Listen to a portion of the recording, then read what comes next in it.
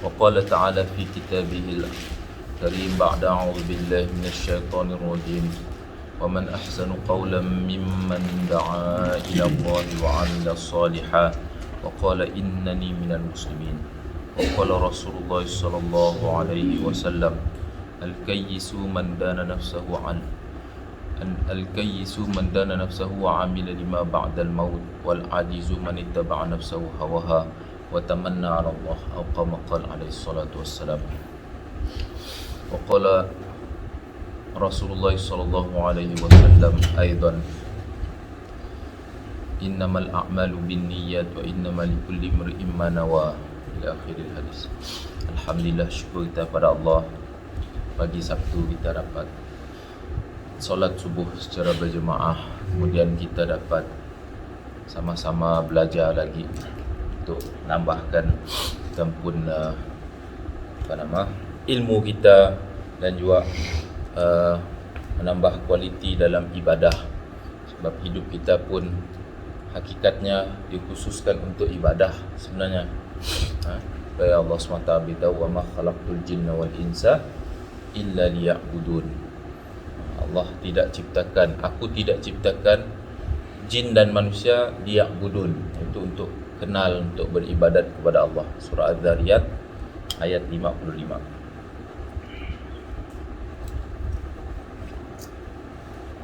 Dan Allah mahu kita dalam surah Al-Insyirah ayat yang ke-7, Allah menyebut fa idza faragta fansab. Apabila kamu telah settle dalam satu ibadah, selesai dalam mengerjakan satu ibadah, pergi kepada ibadah yang lain lagi. Tapi Allah mahu kita ibadah tu dengan penuh nau'iyah, kualiti, lebih berilmu, lebih nyempurna, perfectionnya dijaga. Okey, kita ria solat jenazah. Kita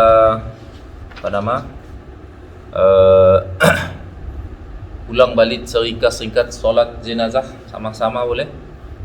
Untuk jenazah laki apa niat dah? Salli ala hadzal mayyit arba'at takbirat fardhu kifayah lillahi ta'ala. Kata takbir Allahu akbar. Macam apa? Praktis. Jom. Allahu akbar. Macam apa? Surah Al-Fatihah. Allahu akbar. Macam apa? Selawat. Sebagus-bagusnya biasanya masa panjang. Bacalah selawat yang terbaik. Apa selawat yang terbaik? Selawat Ibrahimiyah, selawat yang dibaca masa tahiyat akhir. Allahu akbar. Doa untuk si mati, Allahumma ighfir lahu warhamhu wa'afihi wa'fu anhu. Ya pendeknya kita mau nyambung lagi, wa akrim nuzulahu wa wasi' madkhalahu wa aghsilhu bil ma'i thalji wat tanas. Jadi kita mendoakan supaya kuburnya Allahumma ja'al qabrahu raudatan min riyadil jannah, taman daripada taman syurga. Allahumma ja'al darahu qabrahu khairan min darihi, kuburnya lebih bagus daripada rumahnya. Wa ahlan khairan min ahlihi, kelaknya ada ahli baru kubur. Siapa jiran-jirannya? Jadi minta supaya ahlinya pun bagus-bagus, ramah ahlinya pun, nauzubillah min dzalik, jangan ada yang dekat dengannya kena siksa kubur. Jadi kita doa pada Allah SWT untuk si mati. Kemudian Allahu akbar. Baca apa? Baca dulu. Allahumma la tahrimna ajrahu wa la taftinna ba'dahu waghfir lana wa lahu Rabbana atina fid dunya hasanah wa fil akhirati hasanah wa qina adzaban nar. Nya sunat. Tadi ya semua ya rukun, selawat, Fatihah Tapi yang keempat ya bacaannya sunat. bagusnya kita doa. Apa maksudnya? Allahumma la tahrimna ajrahu. Ya Allah, jangan haramkan pahala bagi si mati tu.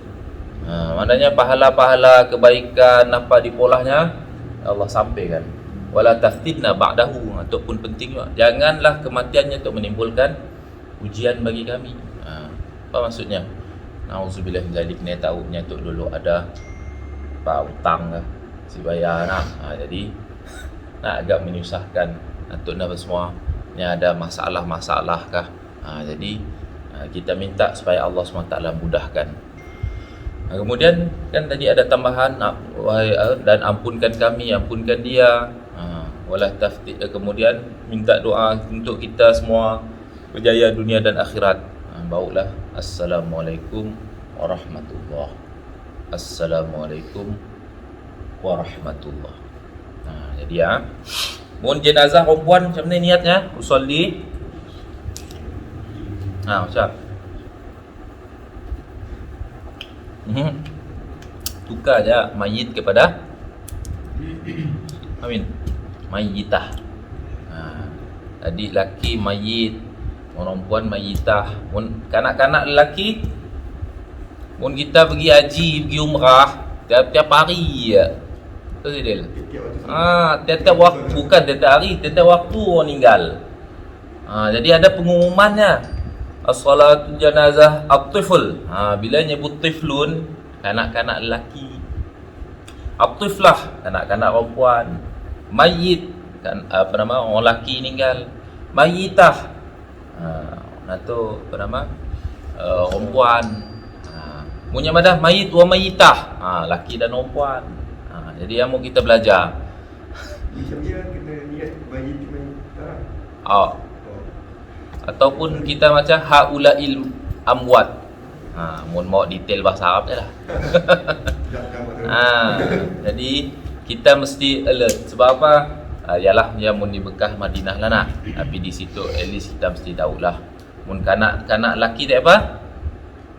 Tiflun. Mun kanak-kanak perempuan tiflah. Mun orang laki mayit, perempuan mayitah. Jadi ya tuan-tuan, solat jenazah hadir. Kita nyambung ya, solat jenazah ghaib. Okey, solat jenazah ghaib maksudnya tidak hadir atau tidak ada. Adapun yang dimaksudkan dengan solat jenazah ghaib adalah solat lakukan untuk jenazah yang berada di luar negeri atau daerah baik dekat maupun jauh, dan ia dibenarkan oleh syarak. Okey, sama sekali kita mau tahu apa sebab wurud, sebab munculnya solat jenazah ghaib tu. Nabi SAW telah diwahyukan oleh Allah Subhanahu Wa Taala untuk mengerjakan solat jenazah ghaib kepada siapa? Najasyi. Najasyi tu maksudnya raja. Untuk siapa? Ethiopia, Raja Habsyah. Nya Islam secara senyap-senyap. Nya yang memberikan hospitality, memberikan layanan yang begitu hebat kepada penghijrahan sahabat-sahabat yang berhijrah ke Habsyah. Ketika mananya berhijrah nya menyambut para sahabat ya, maka datang juga kafir Quraisy memberikan yang macam tuduhan lah. Madah si Datuk lari daripada negeri pun, kami orang moknya balik lah semua. Kemudian Ja'far bin Abi Talib, Abu Talib, sepupu Nabi nak, Ja'far bin Abi Talib yang syahid pasti dalam peperangan Mu'tah yang dipanggil Ja'far At-Tayyar, kedua-dua tangannya putus. Nya yang memberikan explanation lah kepada Raja Habsyah. Wahai Najasyi, sungguhnya kami orang tu dulu hidup dalam keadaan kejahilan, makan bangkit, berkelahi 7 keturunan, macam-macam lah. Tapi apabila Islam datang, Nabi SAW itu, maka Raja Najasyi pun nyuruh dan diam. Nama orang kafir tu dicucuk oleh syaitan lah. Orang yang benci kepada Islam tu, Allah SWT mun dalam Al-Quran, walan tarda ankal yahud walan nasara hatta tattabi'a millatahum. Mereka tidak akan redha dengan kita sampai bila-bila masa.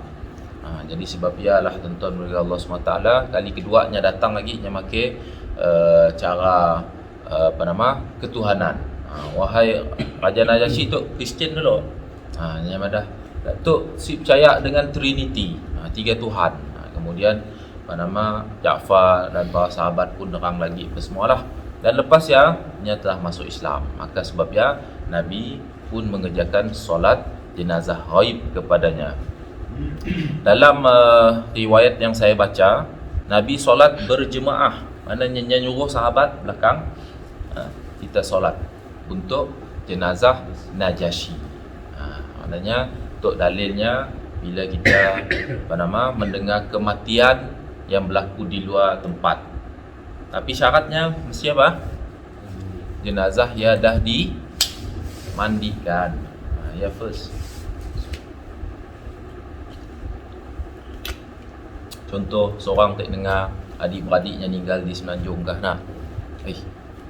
Tanya dulu dah dimandikan. Munnya dah dimandikan bolehlah solat.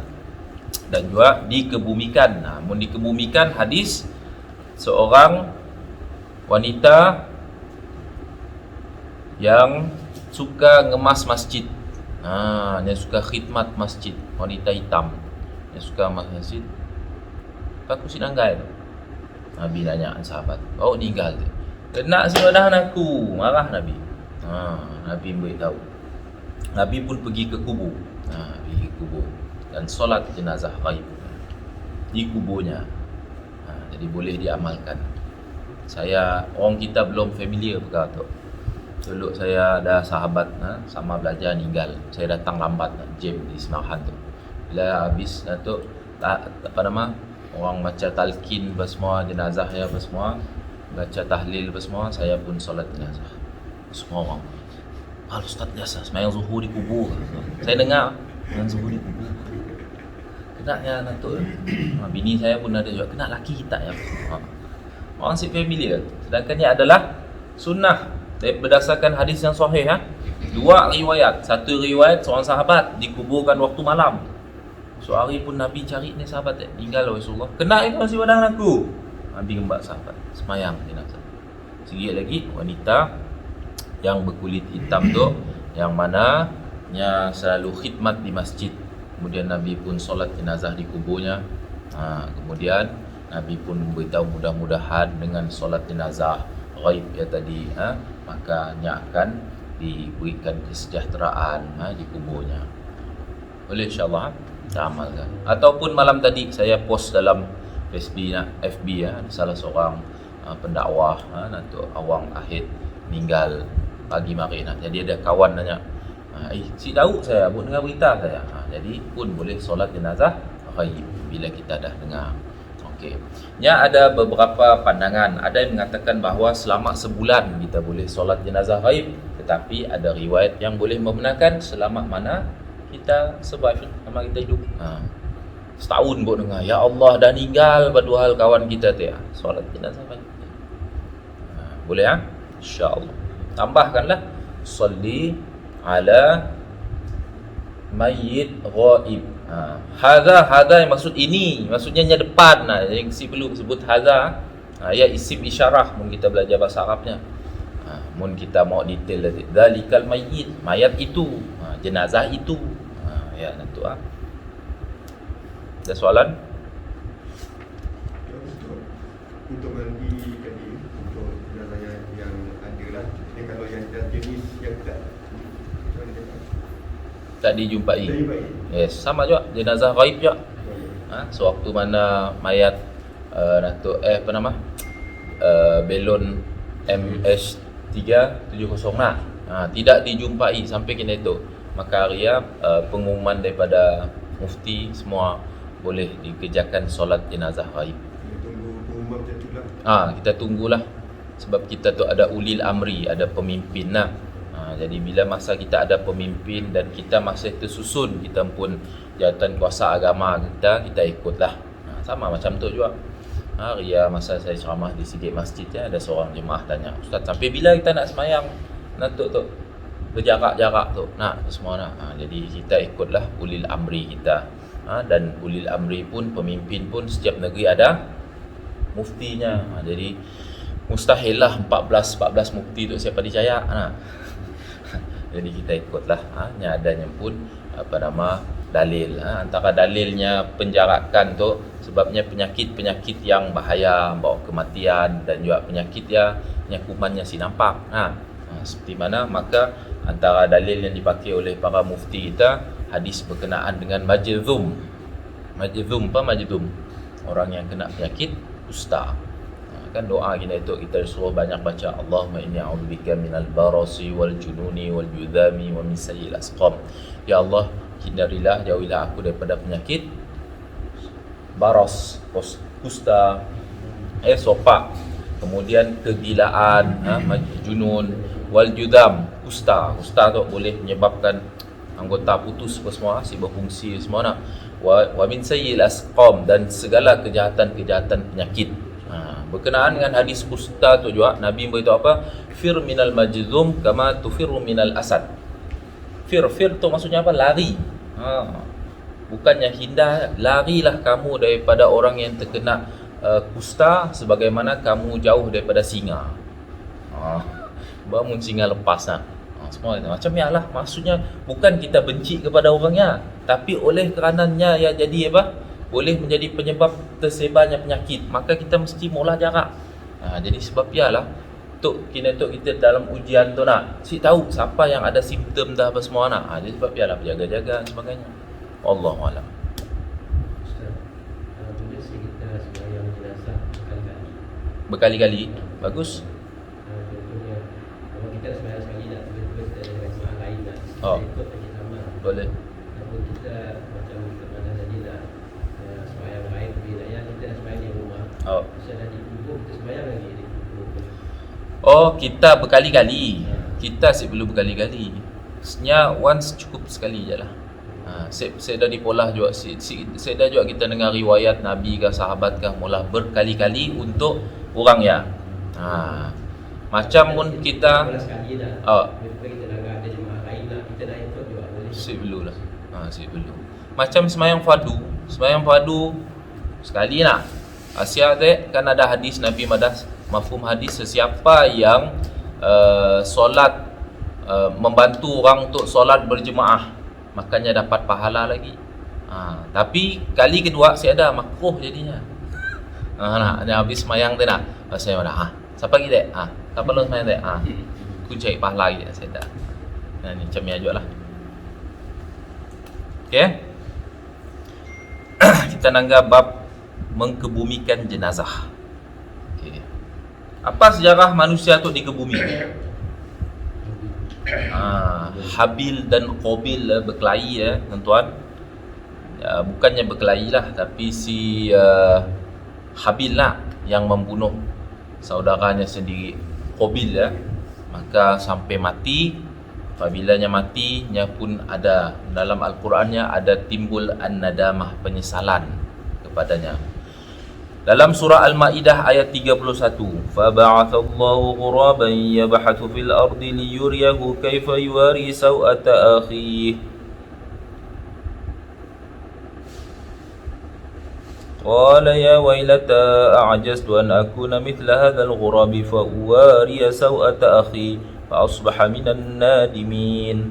Maka Allah mengutuskan burung gagak di bumi untuk menunjukkan kepada Habil bagaimana mengkebumikan jenazah saudaranya. Makanya pun berkata, alangkah celakanya, alangkah ruginya aku yang mana aku telah melihat kepada gagak tu macam ni yang mengkebumikan jenazah saudaraku. Makanya termasuk orang-orang yang menyesal. Jadi tu mana kita tu burung gagak tu ada jasa kepada kita. Ni Allah SWT tunjukkan dua ekor yang berkelahi, kemudian sikok yang mati, maka sikok yang hidup tu pun menggali tanah. Maka ia sejarah manusia tu dikebumikan di dalam bumi, di dalam tanah. Tapi burung gagak tu adalah termasuk apa? Haiwan yang sunat dibunuh. Binatang yang sunat dibunuh, Nabi ada menyebut al-ghurab, al-thu'ban, ular, apalagi dak aqrab, dak lipan, dak kalam semuanya, ya boleh dibunuh semua. Tapi mun ular tu mun masuk ke rumah, beri amaran dulu, jangan terus dipalu, sebab dikhawatirinya adalah jin, seperti mana berlaku kepada Sayyidatina Aisyah radhiyallahu anha, yang mananya terus membunuh ular. Maka pada malamnya ada suara, wahai ummul mukminin, kau telah membunuh seorang hamba Allah. Ya, waktu ya Nabi dah meninggal lah. Maka Sayyidina Aisyah madah, macam ni boleh masuk ke rumah apa nama orang lantik dah meninggal tak? Orang kematian suami tak? Balu Nabi. Maka suara yang madahnya menyerupai makhluk yang lain. Jadi pun bayar kifarah, bunuh tanpa sengaja 1 dirham. Jadi sebabnya menula masuk rumah kita beri amaran dulu lah. Kaulakah jin? Munya tu sengaja kita kedai, balu je lah. Munya macam bodoh ya, mungkinnya jin. Sesat natut semua. Okay, jadi al-ghurab tu ada yang pun sumbangan kepada proses pengkebumian manusia daripada sejarah Habil dan Qabil. Melipan je Ustaz. Melipan ibu ya bunuh je saya.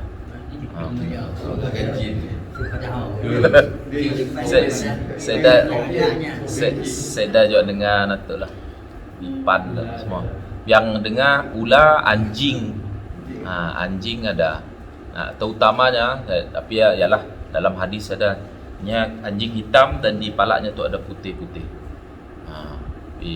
Si semua adalah anjing semua lah. Tapi memang anjing gila tu memang sunat dibunuh lah. Sebabnya ada apa-apa binatang yang mendatangkan mudarat. Makanya tu lah. Tapi ghurab berkenaan dengan gagak memang ada hadis Nabi madah. Ghurab, fa'run, jelas Nabi madah. Wazar, cicak, dia semua adalah binatang-binatang yang sunat untuk dibunuh. Cicak pun apabila tabi'in, bapa tabi'in pergi ke rumah Sayyidatina Fatimah, anak Nabi, maka nangga ada alat maki mukul. Maka ditanya, maki apa tu wahai Sayyidatina Fatimah? Makanya beritahu Nabi nyuruh untuk membunuh cicak. Kerana cicak tu dulunya meniup api ketika Nabi Ibrahim dibakar. Yang binatang yang lain nulung, tapi nya tu ada sifat jai hati kepada Nabi Ibrahim, maka sunat bunuh cicak. Okey. Syekh Salim Sumair Al-Hadrami Asy-Syafi'i rahimahullah taala berkata, aqallul qabri maksudnya sekurang-kurangnya, ringkas dalam burial, dalam pengkebumian, hufratun taktum raihatahu wa hirsuhu minas siba'. Lubangnya hendaklah menutupi sampai jangan mengeluarkan bau. Jenazah yang dikebumi itu sekurang-kurangnya. Jadi sebabnya depend dengan uruf. Tuan-tuan angga di negara-negara yang suhu panasnya kuat, suhu sejuknya kuat. Apa-apa pernah pergi kita si mandi hari pun saya dah bau gila jadi apa nama, jadi efek badan si natuk gila lah. Jadi sebabnya mungkin yang cukup untuk tidak menimbulkan bau. Tu aqal lah, aqal maksudnya paling koman dalam pengkebumian jenazah. Kemudian janganlah sampai nya dapat apa nama, diagak oleh as-siba'. Apa maksud as-siba'? Binatang buas. Asuk kah, boleh ngali kah? Ada binatang buas kah, ngali. Okay. Wa akmaluhu, yang paling perfect, yang paling sempurna, qamatun wa bastah. Nya adalah ukurannya dalam, sedalam apa? Yudau khadduhu ala turab wa yajibu tawjihuhu ila al-qiblah. Orang yang berdiri dan angkat tangan. Ya paling sempurna. dalam datuk mengkebumikan jenazah, iaitu lebih kurang berapa meter? 2 meter. Ya tuan-tuan lah. Kemudian wajib dihadapkan mukanya ke kiblat, iaitu mengiringkan badannya ke busuk kanan. Jadi contoh untuk kiblat, maka jenazah dikiringkan macamnya, jangan terlentang. Makanya wajib hadap ke arah kiblat. Jika jenazah tidak menghadap kiblat, wajib digali semula. Contoh tadi kita hantar bumi tu si ada kiblat, bila dengar tu si ada kiblat mayat ya, makanya perlu digali semula. Makruh jika dibaringkan di sebelah rusuk kiri. Jadi terbalik. Jadi yang mesti rusuk kanan semua. Dia paling yang sempurna. Pipi jenazah diletakkan di tanah dan mukanya menghadap kiblat. Okey. Ustaz, soalan Ustaz tentang mulut mandi. Contohlah kita terjumpa sebelah kaki je, ada kena letup sanam kan Ustaz? Ataupun telinga. Okey. Anggota-anggota tu manusia tu adalah mulia. Laqad khalaqnal insana fi ahsani taqwim. Semuanya kami telah menciptakan manusia tu ahsan, the best creation, ciptaan yang sempurna. Maka apa-apa pun anggota perlulah dimuliakan. Maka apabila jumpa tangan, kaki dah apa semua, makanya pun perlu dimandikan. Dimandikan pun nyasiklah seperti mandi jenazah. Mandi jenazahnya perlu disunatkan dengan niat dan sebagainya. Tapi mun kita nak tok sekurang-kurangnya dibersihkan dan dibalut. Mun di perkuburan kita tu, mun di perkuburan Semariang tu, memang ada area anggota badan, area kanak-kanak. Ya saya kita pun rektor ya, baby meninggal dalam kandungan tapi nya sempurna, lahir sempurna, maka disolat, kafankan. Kemudian tonton nangga dekat area ujung sekali yang pun batu nisan sidanya dipolah kecil-kecil macam ni. Dan untuk anggota badan tu memang ada kawasan si berbatu nisan semua. Kan cerita Riau. Ada Datuk lecturer Unimas, lakinya TUDM dulu, pencen TUDM. Jadinya mengkebumikan jenazah-jenazah. Kan banyak orang Datuk dulu belon jet-jet yang terhempas semua anak. Lepas beberapa hari jumpa lagi gigi mata. Apa semua anak. Jadi siapa pun si tahu. Jadi dia mandikan aja apa semua dan diletakkan aja. Nak nanam belakang rumah pun tidak ada masalah. Berasalkannya di dalam tanah. Jadi kamu tahu aja.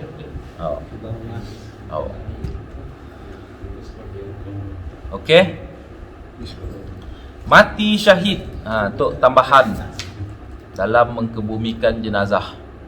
Okey, sebelumnya juga kita dalam kita nak memasukkan jenazah pun kita perlukan kepada tertib. Walaupun untuk apa semua, saya adalah bacaan yang tertentu, tapi dalam segala pekerjaan untuk Nabi Madah, setiap pekerjaan yang dimulakan dengan Bismillahirrahmanirrahim. Dalam hadis sahih dibaca dengan sempurna, yang terbaik lah, bukan Bismillah saja. Yang terbaik Bismillahirrahmanirrahim. Apabila pekerjaan yang dimulakan, dalam hadisnya Nabi menyebut Bismillahirrahmanirrahim, dibaca perfect, baca sempurna, maka akan diberikan keberkatan. Jadi camnya juga lah.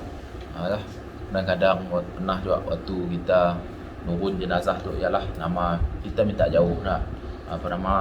Tanah licin dan semua nak. Kita kadang-kadang nak terguguk dan sebagainya. Kemudian perasan si tuan-tuan, budaya kita tu bila mayat dah diturun, dibuka kain-kain ikatan-ikatan. Ya, saya ada dalam hadis. Mun nak molah pun saya dah apa, mun si molah pun saya dah apa. Ya, sebenarnya sebagai simbolik saja bahawa untuk semua saya dah pakai. Yang perlunya adalah iman dan amal soleh lah semua. Jadi jangan kita terlalu natuklah benda yang dari pernah saya memperkebumikan satu jenazah yang mananya ada masalah roh yang punjonya tu, rahangnya nak apa semua nak. Jadi bila sampai ke dibah tadi, Datuk orang nak engkah tak pun nak muka juga. Jadi bila dibuka, Datuklah aib jenazah nak. Aib dia camia dibuka mayat. Jadi aib patutnya perlu dibuka. Jadi kita suruh ikat balik tak. Apa-apa yang berkaitan dengan aib jenazah kita mesti elakkan dan tutup. Jangan kita Datuk cerita apa semua. Mudah-mudahan kita beryakinan dengan hadis Nabi man satara aurata akhihi fid dunya satarahullah auratahu fid dunya wal akhirah. Atau kama qala alaihi salatu wasallam. Siapa yang menutup aib saudaranya di dunia, Allah akan menutupkan aibnya di dunia dan di akhirat. Jadi ya semua aib-aib lah. Maka kita kena usaha sebab ya orang yang ngerai orang yang memandikan jenazah tu bukannya mandikan jenazah aja, tapi mestilah menutup aib. Okey. Ada lagi? Sikit Mati syahid. Mati syahid adalah orang yang meninggal dunia dalam peperangan melawan musuh demi membela Islam, negara dan bangsa. Dan juga orang mati syahid tidak dimandikan dan disolatkan, cukup dikafankan. Itu secara ringkasnya lah. Tapi apa lagi yang kita dah belajar sebelum tu? Siapa yang dikira mati syahid berdasarkan kepada hadis Nabi? Al-mat'un. Al-mat'un maksudnya orang yang meninggal kerana kolera, kerana ta'un. Al-mabtun, orang yang sakit perut, apa-apa berkaitan dengan perut, semua kanser perut kah, kanser anggota badan kah. Al-hariq, orang yang mati lemas. Sahibul hadmi, orang yang jatuh bangunan. Wal syahidu fi sabilillah, orang yang mati syahid fi sabilillah. Apalagi wanita yang meninggal dunia ketika beranak, kita melahirkan anak. Apalagi orang yang mati mempertahankan harta dan yang pun marwahnya. Auzubillah min zalik, datang perompak ke apa, makanya melawan yang mati syahid, ataupun orang yang kena snatch thief, perompak, peragut dan sebagainya. Jadi mati syahid. Tapi bezanya syahid syahid berperang fi sabilillah tu nya dimandikan.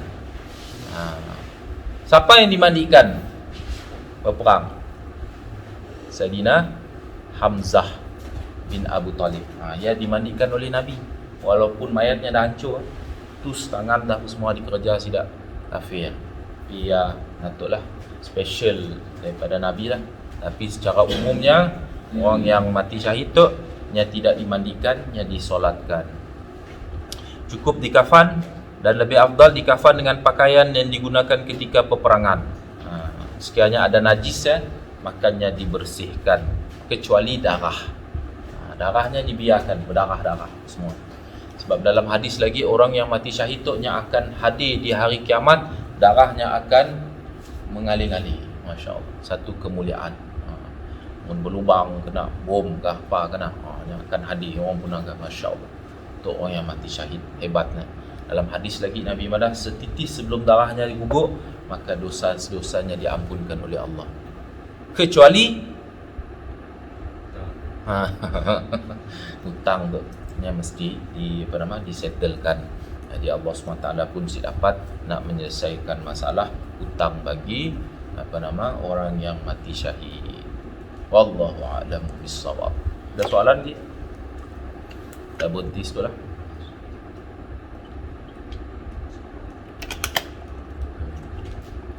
Sedang. Alhamdulillah. Dah besar ya. Okey. Di masjid. Masjid dekat Arab semua. Oh. Saya masalah Okey, pertama sekali memang ada hadis Nabi madah haram mengkebumikan jenazah di masjid. Dalam masjid memang ada hadis. Jadi sebab ialah sorry to say sokol Wahabi hanya ada yang khilaf, sehingga ada yang mengatakan kubur Nabi dalam masjid, maka wajib dialihkan sampai tahap macam ni sekali. Jadi sebabnya bila kita tu nak memahami hadis, kita mesti nak syarahnya. Dalam syarah-syarah yang utama macam hadis Sahih Bukhari tu, kita mesti merujuk kepada Fathul Bari oleh Imam Ibn Hajar Al-Asqalani, macam ni yang pun syarahnya. Okey, jangan kita, ialah bahayanya apabila Menteri Agama kita ngumum dah selesai dah buku Sahih Bukhari ditranslatekan. Kita bingung, orang awam akan belinya, pasnya akan ngikut direct kepada hadisnya. Jadi macam ni juga berlaku kepada penggunaan hadis jenazah dalam kubur. Kubur dalam masjid. Jadi tuan-tuan, saya pergi ke Mesir dan saya melihat kubur Imam Al-Busiri rahmatullah alaih. Siapa Imam Al-Busiri?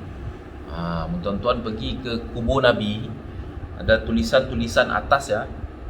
Ia bukan ayat Quran ia adalah syair Imam Al-Busiri. Kecintaannya kepada Nabi SAW digambarkan dalam syair, dan ia adalah manusia yang banyak sering mimpi Nabi SAW. Jadi kemuliaannya diletak. Bila saya pergi ke Iskandariyah di Mesir tu, kubur Imam Al-Busiri memang dalam masjid. Memang dalam masjid. Tu contoh ni ada dua area. Tu area untuk semayang dan belakangnya adalah area untuk kubur. Jadinya macam ni, saya ada masalah sekiranya jenazah dalam masjid ya, kubur dalam masjid ya, tapi nya ada portionnya, ada kawasannya. Macam Nabi juga, kubur Nabi ni ada kawasannya. Bukannya tempat yang makin semayang. Pun tempat yang makin semayang, contoh tok kubur, tok store semayang, yang si boleh. Jadi sebenarnya perlu ada pengosongan kawasannya. Itu kemuliaan Allah SWT lah.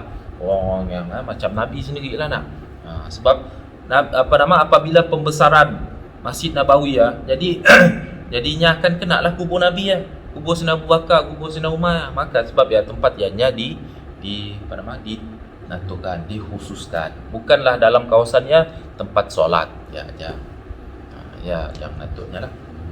Tapi mungkin masjidnya dibesarkan, ni akan kena kawasannya. Jadi selamat mana masjid extend. Jadi semuanya dikira masjid, tapi kawasannya kita nak gali kubur satu kemuliaan berlaku siapa. Sama juga bila saya pergi ke Surabaya, tuan-tuan ada rezeki pergi ke ada kubur-kubur para wali songo tu. Sunan Ampel memang dekat dalam masjid. Apabila mula masjid di natuknya di atas bukit kawasan bukit maka kuburnya di tepi tapi dalam area masjid. Tapi kawasannya di semayang. Dilarang oleh Nabi. Semayang ada mafhum hadisnya, jangan semayang di perkuburan. Maksudnya jangan semayang di natuk semayang lain tak ada masalah. Jangan solat yang lain. Wallahu a'lam.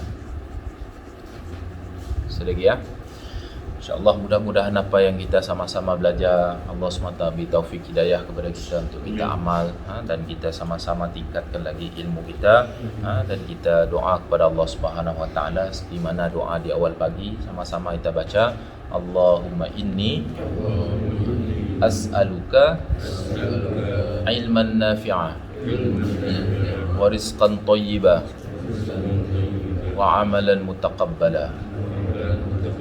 Ya Allah, kami memohon kepadamu ilmu yang bermanfaat, rezeki yang halal dan baik,